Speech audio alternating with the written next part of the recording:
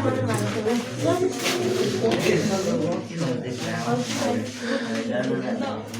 लड़की, अब बता तो उपभोक्ता संरक्षण अधिनियम कब पारित हुआ था?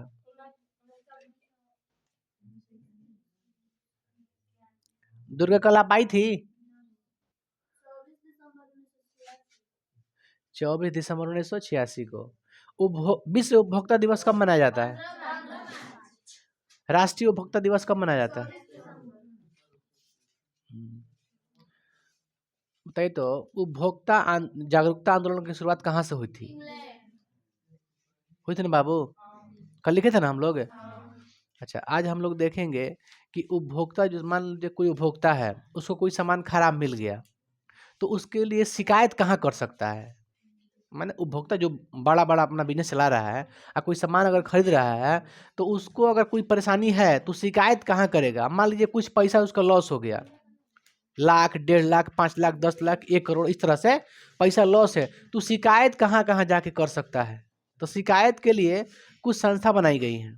उपभोक्ताओं के शिकायत के लिए क्या बनाई गई है? संस्था। तो वही उसी संस्था को हम लोग देखते हैं, जिससे पहला संस्था क्या है? उपभोक्ता संरक्षण अधिनियम, चाहे उपभोक्ता राष्ट्रीय संरक्षण अधिनियम, है ना, ये देखते हैं पहला संस्था है। तो हम लोग क्या देखेंगे भाई? अच्छा, हम लोग क्या पढ़े? इकोनॉमिक्स ना, इकोनॉमिक्स का चैप्टर 7 पार्ट 2 है ना।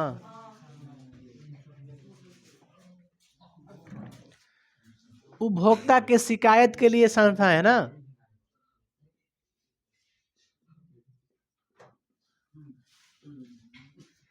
बाबू आगे, लड़का शांत रहिए आप लोग।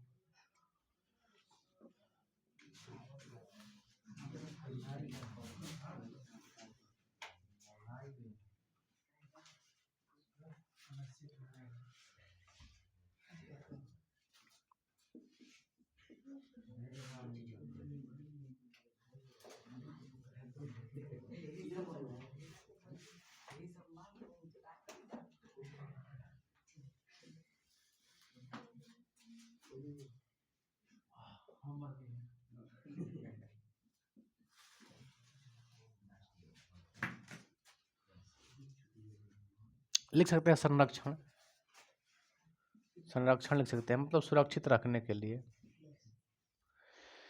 तो पहला आप लोग का है राष्ट्रीय उपभोक्ता संरक्षण परिषद होता है, चाहे परिषद संरक्षण कहिए, कोई भी कुछ भी कहिए, सब सही है, ठीक ना। तो इसका गठन आप लोग भी जानते हैं बाबू रे। उपभोक्ता संरक्षण अधिनियम कब लागू हुआ था? 1986 में, 24 दिसंबर 1986 को लागू हुआ था। इस संस्था काहे के लिए है मालूम चल रहा है ना आप लोग को? उपभोक्ता के शिकायत के लिए संस्थाएं हैं। शिकायत कहाँ कहाँ कर सकता है? इसकी शुरुआत आप लोग जानते हैं 1986 में हुई थी ना। चलिए देखते हैं कि बाबू रे, एक देखिए 3 तरह से होता है शिकायत। आप कहाँ कहाँ कर सकते हैं? 3 जगह कर सकते हैं, ठीक ना। 3 जगह आप लोग शिकायत कर सकते हैं। पहला जो शिकायत कर सकते हैं, एक जिला लेवल पे कर सकते हैं। जिला लेवल पर, यानी जिला को जिला लेवल नहीं कहेंगे, कहेंगे जिला फोरम, है ना। जिला लेवल पर जो बनाए जाते हैं शिकायत करने के लिए उपभोक्ताओं को, उसे क्या कहते हैं? जिला फोरम। एक राज्य लेवल बनाया जाता है, उसे क्या कहते हैं? राज्य आयोग। एक बनाया जाता है कौन पे? हाँ, एक देश लेवल बनाया जाता है, राष्ट्रीय आयोग। इसका मुख्यालय दिल्ली, है ना भाई। देखिए तो आप लोग, जिला फोरम हो गया ना, ये हो गया राज्य आयोग, राष्ट्रीय आयोग। 3 जगह पर आप शिकायत कर सकते हैं। लेकिन कितना लॉस होने के बाद आप शिकायत कर सकते हैं, कितना नुकसान होने के बाद आप शिकायत कर सकते हैं, इसके लिए रकम दिया गया है। भाई मेरे सुनना, काहे लिए बदमाशी कर रहा है? इसके लिए क्या दिया गया है, कोई बताया गया है कि कितना रकम पे आप कर सकते हैं। देखिए 1986 का अगर तहत हम लोग देखेंगे भाई मेरे, 24 दिसंबर 1986 के तहत अगर हम लोग देखेंगे तो सुनिए ध्यान से। जिला फोरम पर आप कब कर सकते हैं? जब आपका जो नुकसान है 1 लाख से कम हो। 1 लाख से, हाँ, 1 लाख से कम होने पर आप शिकायत कर सकते हैं।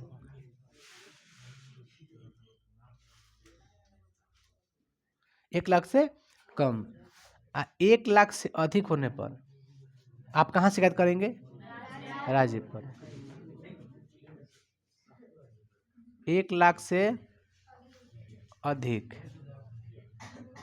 10 लाख से कम। ए बाबू सुन ना, काहे ऐसे कर रहा है तू लोग? शांत रह ना भाई। का परेशानी है? का है? कौन मारा?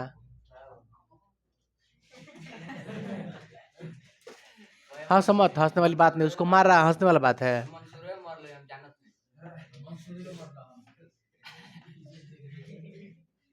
तू देखना दे बाबू, ध्यान से देखना ना कौन क्या कर रहा है। बस खाली बताना हमको कौन क्या कर रहा है, बस बताएंगे 1 मिनट में हम लोग को।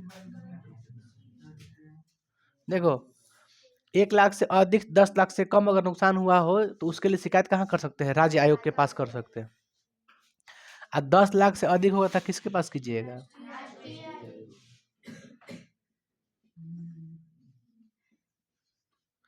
10 लाख से अधिक का नुकसान हुआ हो तो आपको राष्ट्रीय आयोग के पास शिकायत करना होगा, ठीक ना। लेकिन जो आप लोग का 1986 है, इसको फिलहाल बदल दिया गया है, ठीक ना। इसे बदल करके, मतलब यानी कहने का मतलब है ना कि संशोधन किया गया है। क्या किया गया है? संशोधन किया गया है। संशोधन किया गया है। बाबू थोड़ा वीडियो रोकता। ए बाबू वीडियो रोक। हल्ला मत कर बाबू, शांति ले पढ़ लेना, क्या दिक्कत है? 1 घंटा तो पढ़ना है, 1 घंटा तो क्लास कराते हैं बस, मैक्सिमम 1 घंटा। 1 घंटा के बाद जाके कूद ना जाके नहर में, उससे हमको क्या मतलब है? समझ में आएगा? टेस्ट में समझ में आता है ना? टेस्ट में नहीं ना बुझाता है? 1% बुझाता तू लोग रे? किसी को नहीं बुझाता 1%। अनरियल टेस्ट के तू लोग जाता है घर पे। जो नहीं पढ़ता वो ईमानदारी बताते हैं, आप लोग का रिजल्ट कभी नहीं आएगा, आप किसी में भी नहीं आएगा। आप यही मत सोचिए लाइफ में भी फेल कर जाइएगा। देख बाबू, 1 लाख से कम होगा तो आप कहाँ शिकायत कर सकते हैं? जिला फोरम के पास। 1 लाख से अधिक, 10 लाख से कम हो तो राज्य के पास, और 10 लाख से अधिक हो तो किसके पास? राष्ट्रीय आयोग के पास। देखिए 1986 के तहत ये है, ठीक ना, 1986 के तहत है। लेकिन 2002 में इसे संशोधन कर दिया गया। संशोधन करने का मतलब है बदलाव, परिवर्तन कर दिए गए। इसमें परिवर्तन क्या किया गया है? देख बाबू, कब किया गया परिवर्तन? 2002 में। क्या किया गया है? संशोधन। 20 लाख से कम होगा तो किसके पास?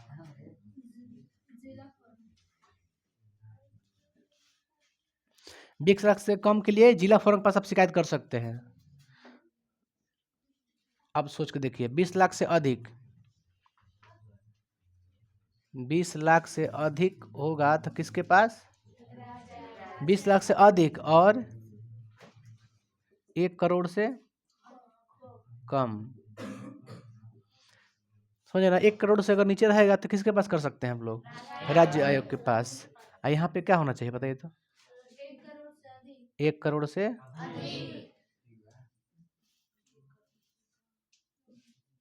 1 करोड़ से अधिक के लिए आप राष्ट्रीय आयोग के पास शिकायत कर सकते हैं। तो यही बनाया गया है, तो एग्जाम में ऐसे ही पूछता है, ठीक ना। उपभोक्ता पूछेगा जरूर, उपभोक्ता संरक्षण अधिनियम कब पारित हुआ? तो 1986 याद रखिएगा, है ना। डेट नहीं देगा 24 दिसंबर, लेकिन 1986 जरूर देगा। अब 15 मार्च याद रखिएगा और 24 दिसंबर याद रखिएगा, है ना।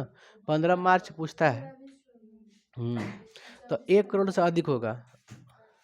आगे बाबू हम लोग देख लेते हैं कि जैसे कोई सामान होता है ना, वस्तु प्रोडक्शन होता है जिसका, जो बनता है उत्पाद, तो उत्पाद जो बनता है ना, तो कोई कोई शुद्ध उत्पाद होता है, जैसे पंजीकृत होता है, गवर्नमेंट द्वारा पंजीकृत होता है कि ना ये जो सामान बन रहा है ना वो सही है, शुद्ध है, उच्च गुणवत्ता वाला है, उच्च गुणवत्ता वाला है, माने बढ़िया है, बेस्ट क्वालिटी का है।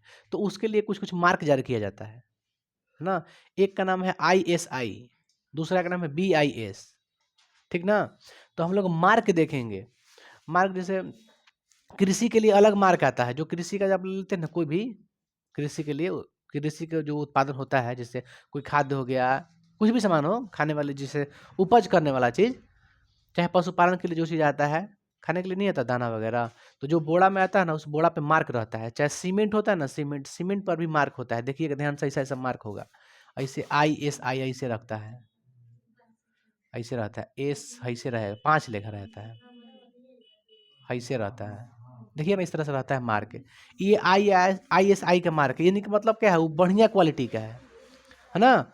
उससे उपभोक्ता क्या होगा, उससे बुझा जाता है कि ना इसको जो क्वालिटी है बढ़िया है ना। शुद्ध क्वालिटी के लिए वो सब मार्क दिया जाता है। तो पहले पहले जारी हुआ था 1987 में, 86 में ना, 47 में, सॉरी 1947 में जारी हुआ था। कौन मार्क है? ISI mark. सुनिए ना बाबू, यहाँ पे लिख दें कुछ कुछ, देख सुनिए ना बाबू, इसके थोड़ा सा और इसमें बताते हैं। देखिए, आप शिकायत के लिए पता चल कितना पर कहाँ पर शिकायत कर सकते हैं आप लोग? फिलहाल में तो मालूम है यही पे हो सकता है, यही ना हो सकता है।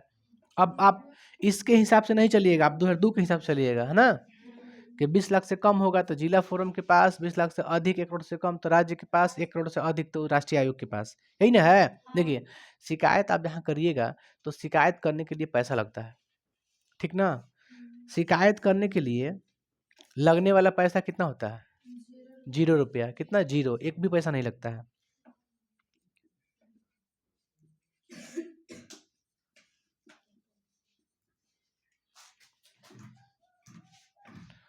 शिकायत के लिए पैसा कितना? अच्छा, शिकायत तो मान लीजिए कर दिए आप लोग, तो शिकायत करने के बाद जो सुनवाई होगी कितने दिन के अंदर होगी? 90 दिन के अंदर।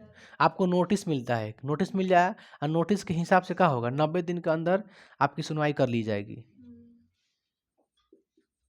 शिकायत की सुनवाई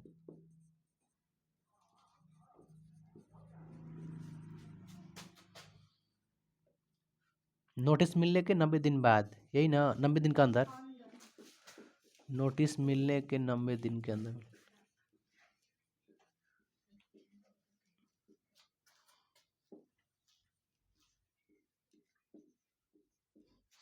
ये ना है। शिकायत कैसे कीजिएगा? एक पर्चा होता है, एप्लीकेशन लिखना पड़ता है। एप्लीकेशन लिखने के बाद नाम लिख दीजिए, पता लिख दीजिए, जो भी डाटा है आप पूरा डाटा लिख दीजिए, है ना। उसके बाद सेंड कर दीजिए उसको। 90 दिन के अंदर आपकी सुनवाई हो सकता है। इसकी सुनवाई नोटिस मिलने के 90 दिनों के अंदर आपकी सुनवाई हो जाएगी। शिकायत करने का तरीका पता है ना, नाम लिख के पर्ची पर ये सब क्या आता है, जैसे आप लोग एप्लीकेशन लिखते हैं ना, उसी तरह से। और क्या उसमें है। अब हम लोग क्या देखते हैं, मार्क देखे ना, ISI मार्क है, बाद में जो छूटेगा देख लेंगे।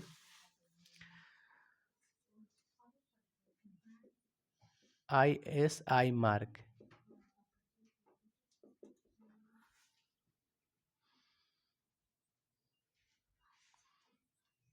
यह क्या है? यह चिन्ह है, यह चिन्ह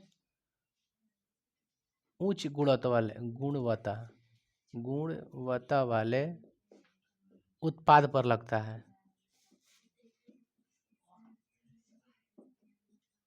मटेरियल को आप लोग काट दीजिएगा, है ना, गलत है ना। मटेरियल आप जो लिखा है ना उसको काट दीजिएगा, जो हम लिख दीजिएगा। उच्च उच्च यह चिन्ह उच्च गुणवत्ता वाले उत्पादों पर लगता है, जैसे सीमेंट हो गया, सीमेंट पे भी देखिएगा। चाहे स्टील के जो सामान होता है ना, स्टील वाले, उस पर भी लगता है। चाहे विद्युत बिजली का होता है ना सामान, जो बिजली वाला, जितना बिजली वाला भी सामान पे होता है, इसका चिन्ह जो होता है। खाद्य पदार्थ पे भी रहता है, माने खाने वाला चीज पे। बताओ तो बाबू, इसकी स्थापना कब हुई थी?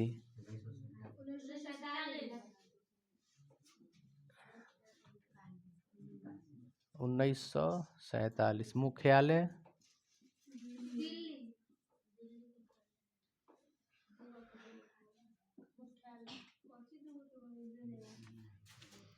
इसकी मुख्यालय कहाँ है? दिल्ली है।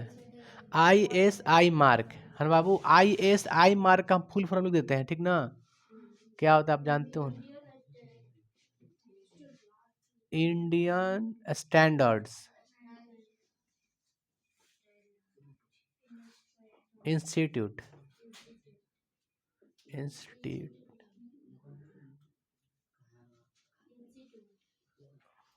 इसको हिंदी में क्या कहेंगे? भारतीय मानक संस्था। क्या कहेंगे? भारतीय मानक संस्था। आप लोग लिख लीजिएगा बढ़िया से।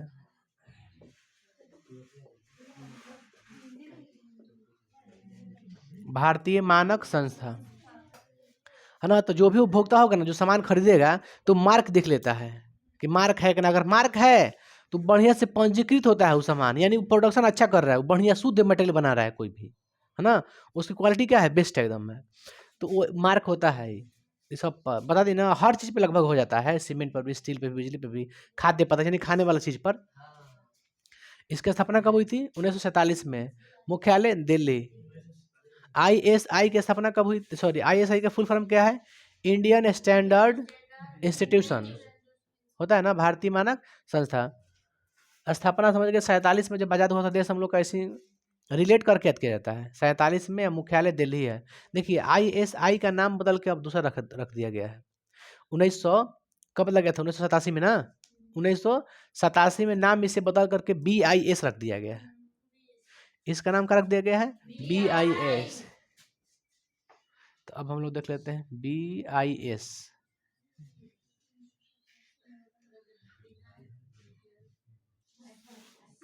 बोलिए, ब्यूरो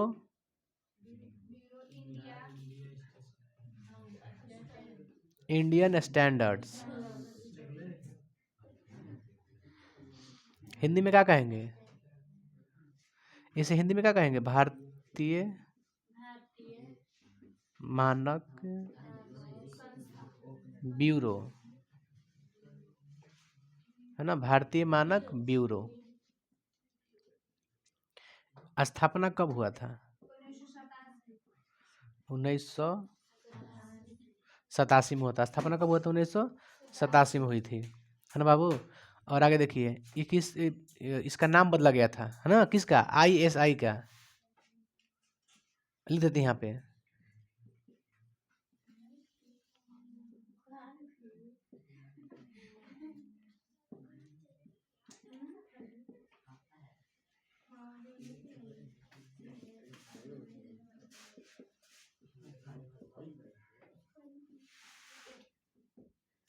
उन्नीस सौ 87 में नाम बदल के BIS कर दिया गया है ना, ब्यूरो इंडियन स्टैंडर्ड्स, ठीक ना। इसका भी काम क्या है, सेम टू सेम काम है, क्योंकि ISI का ही नाम बदला गया, क्या BIS किया गया है। उच्च गुणवत्ता वाले सामान पर, प्रोडक्शन पर, उत्पाद पर इस चिन्ह को लगाया जाता है ना, ISI का। देखिए जब BIS जब उसको नाम बदला गया ना, तो कुछ कुछ जैसे पहनने वाला चीज होता है ना, जैसे सोना चांदी, वो सब के लिए भी मार्क निकाल दिया, ई निकाल दिया, BIS निकाल दिया। ये एक बहुत बड़ा संस्था है, ई निकाल दिया कि जो आभूषण होता है उसके लिए क्या निकाल दिया, हॉल मार्क आता है ना, सोना हॉल मार्क का, हाँ, तो उस तरह का आ जाता है, तो BIS द्वारा जारी किया गया। इसे तो मिट गए, एक सेकंड बाबू, इसको मिटा दे थोड़ा सा। ए सुनिए, आप लोग मार्क समझी ना, ये सब मार्क काहे लिए बनता है, उत्पाद पे लगता है, जो उत्पाद का होता है शुद्ध होता है ना। देखिए और भी जारी है ना, बताते हैं, देख लो ध्यान से।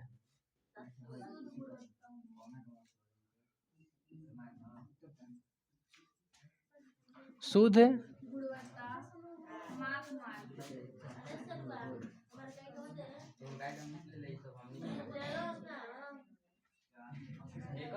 अरे शुद्ध गुणवत्ता मापक,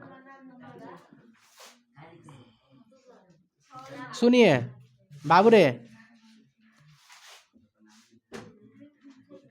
शुद्ध गुणवत्ता मापक मार्क क्या क्या हम बताते हैं आपको।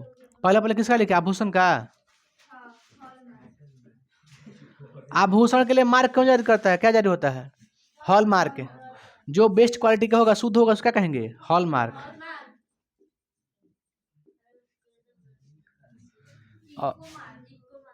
देखिए और है, पर्यावरण के लिए है, इसको क्या कहेंगे, इको मार्क।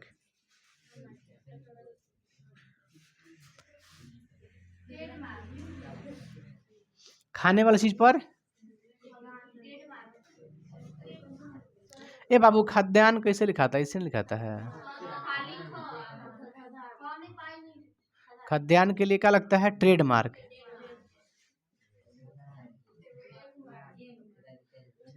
कृषि के लिए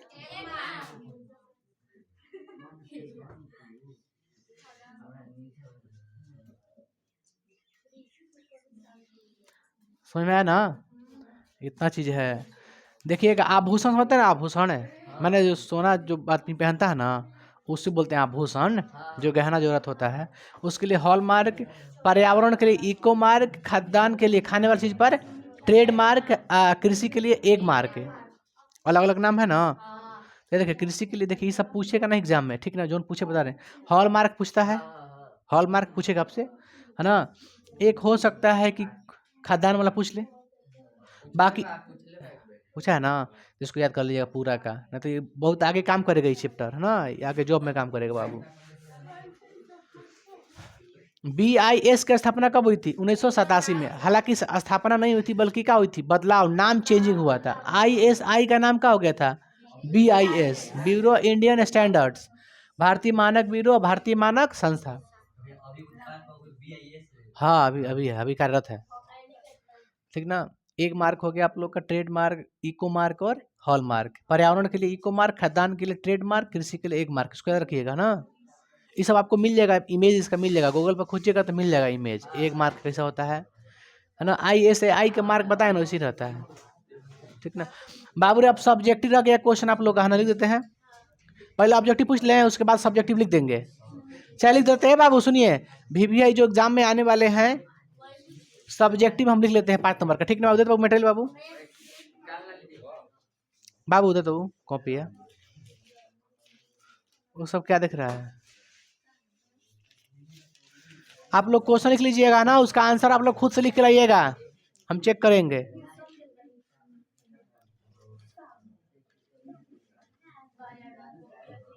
ठीक ठीक ओके, पहले क्वेश्चन देख लीजिए बाबू रे, सुनिए।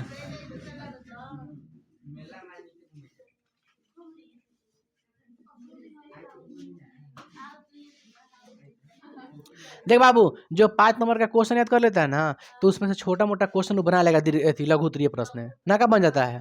5 नंबर याद करने से फायदा होता है क्या, कि छोटा मोटा क्वेश्चन आ जाएगा उसमें से, उसी में से काट छाट के तो बना देंगे, अपने से लिख देंगे, होता है कि ना। देखिए पहला क्वेश्चन क्या है, बिहार के आर्थिक पिछड़ेपन के कारण है और पिछड़ेपन को दूर करने का क्या उपाय है, ठीक ना। पहला क्वेश्चन क्या है, बिहार के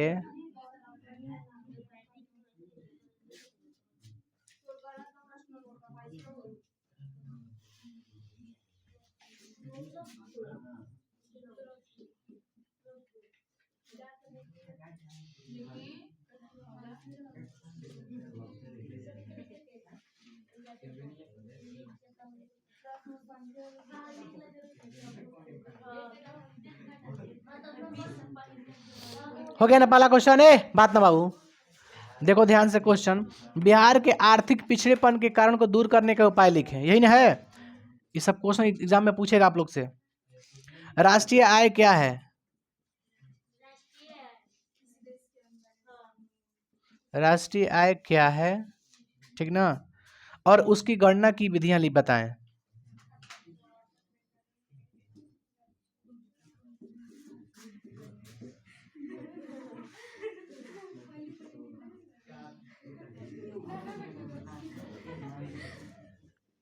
देखिए थर्ड क्वेश्चन क्या दिया है, मुद्रा क्या है, इनकी 5 लाभों को लिखें। मुद्रा क्या है, इसके 5 लाभ लिखें।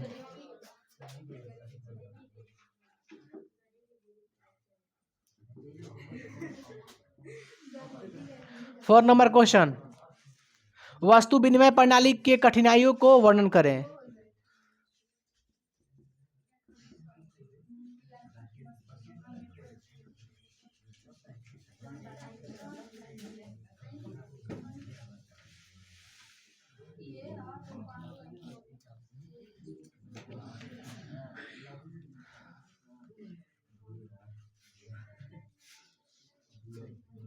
क्या क्वेश्चन होगा, 4 गो के क्वेश्चन है बाबू, 4 क्वेश्चन हो गया ना। 5वां दिया है, व्यवसायिक बैंकों की प्रमुख कार्यों की विवेचना करें। कमर्शियल बैंक, व्यवसायिक बैंक, 5वां।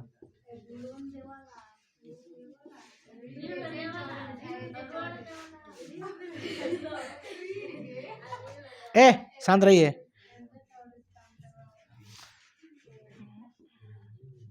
तब ऑब्जेक्टिव पूछेंगे ना,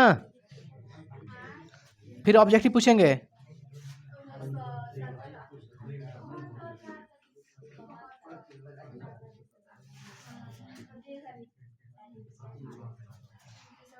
एक और लास्ट क्वेश्चन आगे बाबू कि उपभोक्ता कौन है, चाहे उपभोक्ता क्या है। देखिए उपभोक्ता, सुनिए ना बाबू, हंसी मत ना। उपभोक्ता कौन है, उपभोक्ता के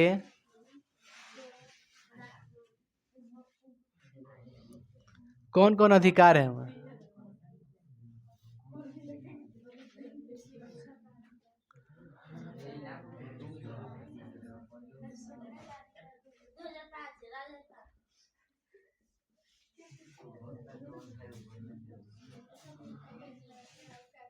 उदाहरण सहित लिखे अधिकार को। उपभोक्ता कौन, उपभोक्ता क्या है, इस सब लिख दीजिएगा उपभोक्ता के बारे में जितना होगा, अधिकार से लेके। यही तो क्वेश्चन है। कई क्वेश्चन हो गए बाबू, 6 का हो गया ना। देखिए 6 क्वेश्चन आप लोग का हो गया है ना। तो 6 क्वेश्चन का आप लोग बना के देखिए, घर पे बन जाएगा एकदम बढ़िया से। थोड़ा सा मेहनत करना पड़ेगा, लेकिन इसको बना लीजिएगा। कहा होता ना, जब बनाइएगा ना आप लोग, थोड़ा सा आसानी पड़ेगा जरूर आप लोग को बनाइएगा तो, क्योंकि कुछ ना कुछ आप लोग को याद है यहाँ से, तो यहाँ से आप लोग देख देख के बना लीजिएगा चाहिएगा तो। यहाँ से आप लोग चैप्टर का हो गया, ये चैप्टर हो गया एंड हो गया, यानी समाप्त, पूरा ये बुक खत्म हो गया।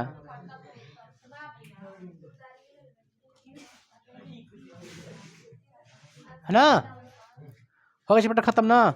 सुनिए अब ऑब्जेक्टिव का आंसर दीजिएगा, ठीक है। बोल दो बाबू, किसे प्राथमिक क्षेत्र भी कहा जाता है? किस देश में मिश्रित अर्थव्यवस्था है? भारत में योजना आयोग का गठन कब हुआ? 1950 में, हाँ 15 मार्च 1950 को। आगे बढ़ते हैं, आगे ना। जिस देश का राष्ट्रीय आय अधिक होता है वह कहलाता है? किसे पिछड़ा राज्य कहा जाता है? किसे द्वितीय क्षेत्र कहा जाता है? उद्योग, पशुपालन पहला है। 2008 से 2009 के अनुसार भारत की औसत प्रति व्यक्ति आय कितनी थी? 25,494 रुपया। इसको याद कर लीजिएगा आप लोग, 25,494 रुपया आपके बुक में दिया गया, एनसीईआरटी में, है ना। भारत में वित्तीय वर्ष कहा जाता है किसे? 21 अप्रैल से 31 मार्च तक। 21 अप्रैल से 31 मार्च तक एग्जाम में पूछता है, पूछा भी है, इसको ध्यान में रख लीजिएगा ना। एग्जाम में बाबू पूछता है ना। इंपॉर्टेंट क्वेश्चन है, इसलिए लिखे हैं, नहीं तो नहीं लिखते हैं। आगे बढ़ते हैं। भारत में किस राज्य की प्रति व्यक्ति आय सबसे अधिक है? गोवा के ना, क्या बात है, भारत में हम पूछे हैं ना राज्य का। आगे बढ़िए, बिहार के किस जिले की प्रति व्यक्ति आय सबसे अधिक है?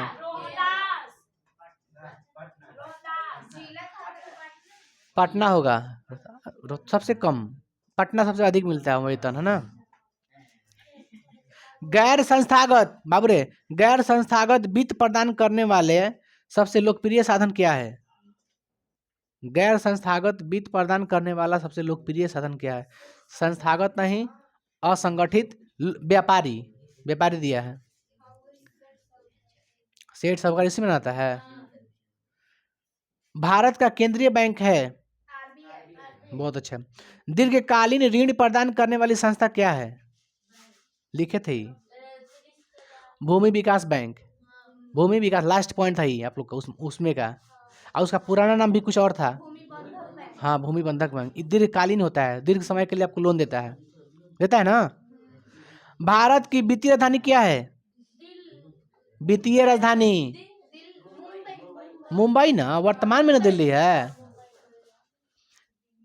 व्यावसायिक बैंक का राष्ट्रीयकरण कब किया गया? साख एवं ऋण की पूर्ति कौन सी संस्था करती है?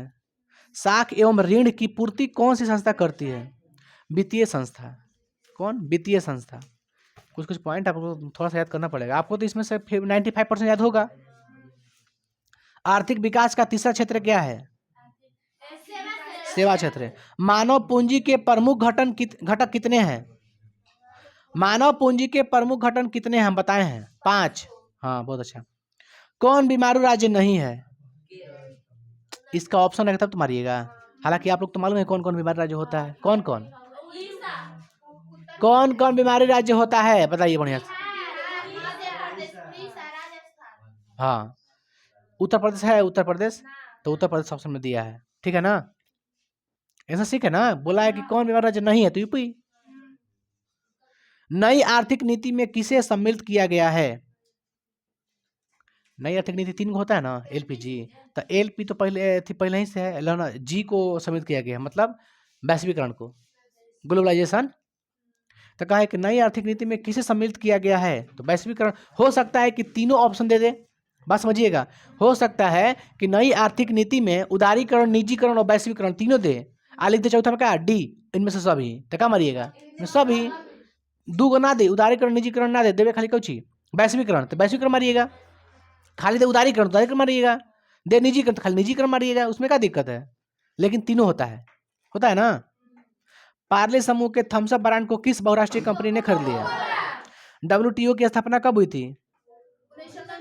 95 में। और WHO की कब स्थापना हुई थी? 48 में ना। एक और था, UNO था, उसकी 45 में हुआ था, उसका 45 में, उसका 48 में, इसका 95 में, वही ना। चलिए आगे बढ़ते हैं। भारत में उपभोक्ता संरक्षण अधिनियम की घोषणा कब हुई? 24 दिसंबर 1986। ठीक है। विश्व उपभोक्ता अधिकार दिवस कब मनाया जाता है? स्वर्ण भूषणों की परिशुद्धता को सुनिश्चित करने के लिए किस मान्यता प्राप्त चिन्ह का होना आवश्यक है? हॉलमार्क। देखो ध्यान से लिखा है, स्वर्ण भूषण मतलब आभूषण का होता है, आभूषण जो पहनने वाला होता है ना, गहना बोलते हैं, उसके लिए कौन मार्क होता है? हॉलमार्क। परिशुद्धता मतलब शुद्धता को जांच करने के लिए कौन सा मार्क जारी होता है? हॉलमार्क। यदि किसी वस्तु या सेवा का मूल्य 20 लाख से अधिक 1 करोड़ से कम है तो उपभोक्ता शिकायत करेगा किसके पास? राज्य आयोग। सबाना राज्य आयोग के पास करेगा। हंस मत।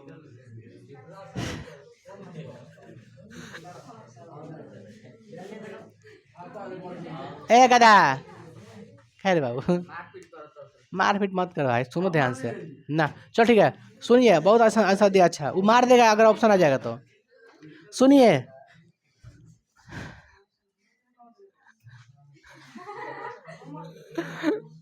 सुन बाबू ध्यान से, उपभोक्ता संरक्षण अधिनियम है, सुन ध्यान से, उपभोक्ता संरक्षण अधिनियम 1986 के संक्षिप्त रूप में क्या कहते हैं? गधा कहीं का, सुन ध्यान से, उपभोक्ता संरक्षण अधिनियम 1986 को संक्षिप्त रूप में क्या कहते हैं? उपभोक्ता संरक्षण अधिनियम 1986 को संक्षिप्त मतलब सबसे छोटा रूप में क्या कहते हैं? उसे छोटा में एकदम कोपरा। क्या कहते हैं? कोपरा, COPRA, कोपरा। कोपरा, ये कोबरा से देखिए, कुबड़ा से देखिए आप, कोबरा से, हाँ कोपरा, COPRA, कोपरा, कोपरा। आगे बढ़ते हैं। भारत के पड़ोसी देशों में किस देश की प्रति व्यक्ति आय सबसे अधिक है? भारत के पड़ोसी देशों में सबसे अधिक, पड़ोसी देशों में बोले हैं, राज्य में नहीं बोले हैं।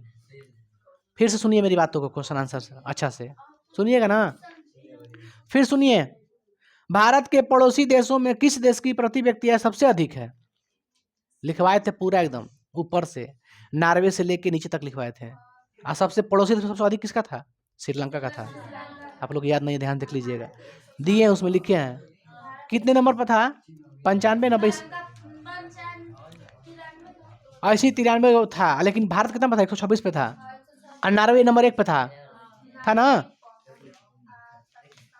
तब आप लोग याद नहीं रखते हैं। ऐसी देगा कि पड़ोसी में कौन दे देगा ऑप्शन में? नॉर्वे।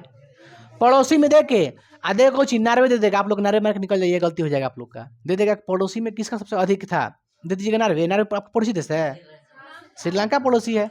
सबसे पूछेगा अधिक तो नॉर्वे मारिएगा, लेकिन पड़ोसी कहेगा तो श्रीलंका मारना है, वही सबसे प्रति व्यक्ति आय सबसे अधिक है। आगे, बिहार की आय में सर्वाधिक योगदान किसका होता है? बिहार की आय में सर्वाधिक आय किसका होता है? किस चीज के फील्ड में होता है? किस फील्ड में होता है सबसे अधिक आय? इनकम किस से स्रोत प्राप्त होती है यहाँ पे बिहार में? कृषि ले, बहुत अच्छा, कृषि क्षेत्र से। आप लोग समझिए, बिहार में ज्यादा कुछ उत्पादन होता है कृषि से। राष्ट्रीय आय का अर्थ क्या है? उत्पादन की साधनों की आय, उत्पादन की साधनों की आय, शॉर्ट में दिया अर्थ है उत्पादन की साधनों की आय, उत्पादन की साधनों की आय, इनकम। आप जानते हैं किस तरह से। अच्छा, 31 नंबर क्वेश्चन दिया आप लोग का, वास्तविक राष्ट्रीय आय। ये चप्पल किसका बज रहा है बाबू? जाने दे, कोई बात ना। वास्तविक राष्ट्रीय आय, वास्तविक राष्ट्रीय आय वार्षिक शुद्ध उत्पादन का वह भाग है जिसका उस वर्ष में प्रत्यक्ष रूप से उपभोग किया जाता है। राष्ट्रीय आय की यह परिभाषा किसने दिया था? फिर से हम बोलते हैं, राष्ट्रीय आय की परिभाषा 2-3 को लोग दिए थे ना। हम फिर से बोलते हैं, वास्तविक राष्ट्रीय आय वार्षिक शुद्ध उत्पादन का वह भाग है जिसका उस वर्ष में प्रत्यक्ष रूप से उपभोग किया जाता है। राष्ट्रीय आय की यह परिभाषा किसने दिया था? फिशर दिया था, फिशर, है ना, प्रोफेसर फिशर ने। अगला, वस्तु का प्राचीनतम मुद्रा क्या है? वस्तु मुद्रा, प्राचीनतम मुद्रा वस्तु मुद्रा, है ना, वस्तु को ही मुद्रा मान लिया जाता था। भारत में सहकारिता का प्रारंभ किस वर्ष हुआ? सहकारिता का प्रारंभ किस वर्ष हुआ? 1904। भारत में राष्ट्रीय उपभोक्ता दिवस कब मनाया जाता है? हाँ, 24 दिसंबर को। बहुत अच्छा।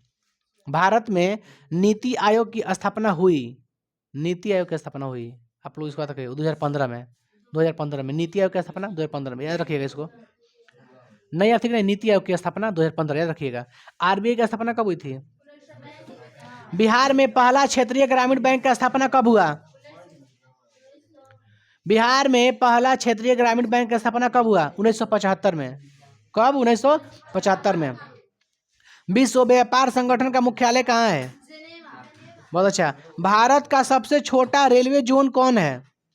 उत्तर पूर्वी सीमांत रेलवे, उत्तर पूर्वी सीमांत रेलवे, इसको याद रखिए, पूछा है एग्जाम में। फाल्टा विशेष आर्थिक क्षेत्र कहाँ स्थित है? फाल्टा कहाँ स्थित है? ये आप लोग से ना ऑब्जेक्टिव में पूछे थे, टारगेट से पूछे थे आप लोग से। पश्चिम बंगाल, फाल्टा। अच्छा, हम लोग को फाल्टा कहीं लिखे भी हैं हम लोग, पॉइंट, ये फाल्टा कहीं ना कहीं लिखे जरूर है हम लोग। फाल्टा ज्योग्राफी में है ना, वेस्ट बंगाल आता है। हाँ, ठीक करें, ज्योग्राफी में पढ़े हम लोग कहीं ना कहीं। आगे दिया है, भारत का प्रथम पंचवर्षीय योजना का कार्यकाल क्या था? उद्देश्य था कृषि। हम कार्यकाल पूछे कब से कब था? 56, 5 साल के था। कृषि था ना उसका उद्देश्य, कृषि को बढ़ावा देना। देखिए आगे, राष्ट्रीय विकास परिषद का गठन कब हुआ? राष्ट्रीय विकास परिषद 1952। बहुत अच्छा। भारत की राष्ट्रीय आय का सर्वप्रथम अनुमान लगाया था किसने? दादा भाई नौरोजी के अनुसार 1868 में भारत की प्रति व्यक्ति आय कितनी थी? 20 रुपया। हाँ, प्रति व्यक्ति आय। मुद्रा की वैधानिक परिभाषा किसने दी? मुद्रा की वैधानिक परिभाषा किसने दी मुद्रा के रूप में? Professor nap, professor nap. केंद्रीय सहकारी बैंकों की संगठन होता है किस लेवल पर? केंद्रीय सहकारी बैंकों के संगठन होता है जिला स्तर पर। भूमि विकास बैंक किस प्रकार का ऋण देती है? दीर्घकालीन, दीर्घकालीन ऋण। भारत का पहला टेलीविजन केंद्र कहाँ स्थापित हुआ था? दिल्ली में। टेलीविजन केंद्र दिल्ली में। भारत में सर्व शिक्षा अभियान शुरू हुआ, नहीं होता है सर्व शिक्षा अभियान, सब पढ़ो सब बढ़े, सब बढ़े सब पढ़े, है ना, क्या 2001 में सर्व शिक्षा अभियान 2001 में हुआ था, शुरू हुआ था। उपभोक्ता जागरूकता आंदोलन का प्रारंभ कहाँ से हुआ? भारत में मानव अधिकार सुरक्षा अधिनियम पारित हुआ। मानव अधिकार सुरक्षा अधिनियम 1993, ये कहीं लिखे हैं, कल या परसों क्लास में था आप लोग का। मानव अधिकार सुरक्षा अधिनियम कब पारित हुआ? 1993 में। आगे बढ़ते हैं, उपभोक्ता के लिए भारत सरकार का नारा क्या है? उपभोक्ता आंदोलन के प्रवर्तक माने जाते हैं, उपभोक्ता आंदोलन के प्रवर्तक माने जाते हैं। बाबू सुनिए क्वेश्चन फिर से, उपभोक्ता आंदोलन के प्रवर्तक माने जाते हैं कौन? राल्फ नादर, लास्ट पॉइंट में लिखे थे, याद रखिए। जनक वही, उपभोक्ता आंदोलन के प्रवर्तक चाहे जनक माने थे कौन? Ralph Nader, Ralph Nader. ये 50 क्वेश्चन है, आप लोग याद कर लीजिएगा बढ़िया से ना, ऐसे तो याद होगा आप लोग का 70% गारंटी, 80% याद है आप लोग को। थोड़ा ध्यान देना है, इससे सभी आपको याद हो जाएगा, है ना। तो बाबू रे, बाबू ए लड़का, क्लास यहीं तक खत्म।